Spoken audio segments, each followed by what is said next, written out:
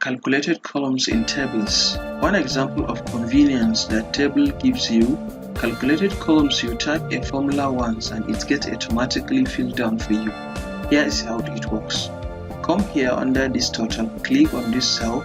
Now press alternative equals sign, hit enter.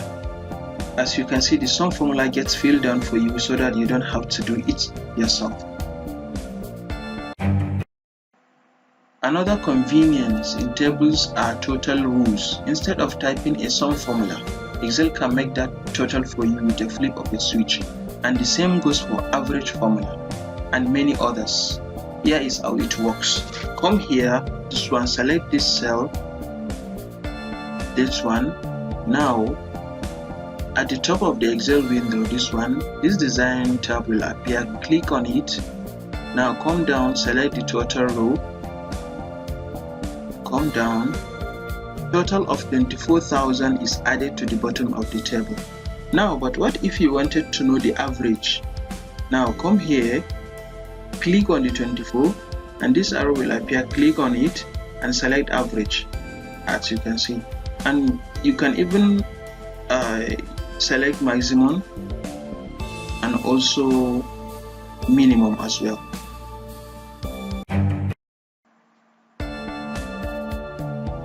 Now, tables make things a lot of easier in Excel. A table gives you a special features and convenience. Now here is how to create one. Come here, click inside your data, go to insert, click on table, click OK. Now you have a table which is a collection of cells that has special features.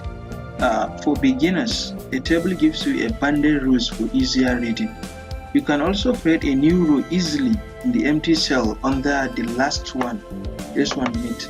Under it, you can type something like example, kick, hit enter. Now, as you can see, it will automatically created for you.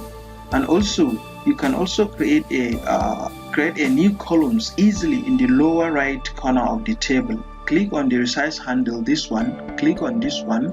Now drag it all the way to the 2 or 3 columns.